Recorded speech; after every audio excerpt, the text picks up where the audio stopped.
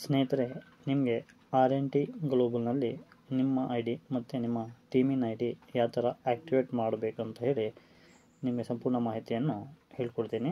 ಕರೆಕ್ಟಾಗಿ ನೋಡ್ಕೊಂಡು ನಿಮ್ಮ ಮತ್ತು ನಿಮ್ಮ ಟೀಮಿನ ಐಡಿಯನ್ನು ನೀವು ಆ್ಯಕ್ಟಿವೇಷನ್ ಮಾಡಿ. ಸ್ನೇಹಿತರೆ, ಜಸ್ಟ್ ಏನಿಲ್ಲ, ಈ ಟೈಪ್ RNT ವೆಬ್ಸೈಟನ್ನು ಕ್ಲಿಕ್ ಮಾಡಿ.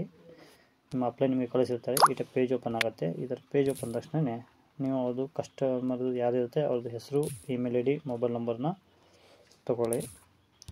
ಇಲ್ಲಿ ಜಸ್ಟು ಕಸ್ಟಮರ್ ನೇಮು,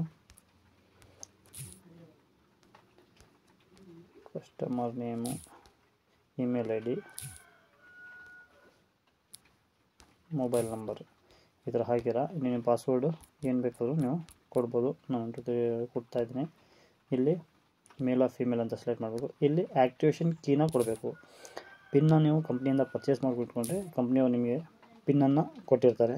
ಆ ಪಿನ್ನನ್ನು ನೀವು ಕಾಪಿ ಮಾಡಿಟ್ಕೊಂಡು ಇಲ್ಲಿ ಆ ಪಿನ್ನನ್ನು ಜಸ್ಟ್ ಇಲ್ಲಿ ಪೇಸ್ಟ್ ಮಾಡಿಬಿಟ್ಟು ಸೈಡಿಗೆ ಒಂದು ಸರಿ ಕ್ಲಿಕ್ ಮಾಡಿ ಸೈನ್ ಅಪ್ ಬಟನಲ್ಲಿ ಕ್ಲಿಕ್ ಮಾಡಿದರೆ ನಿಮಗೆ ಈ ಥರ ID ರಿಜಿಸ್ಟರ್ ಆಗಿಬಿಡುತ್ತೆ.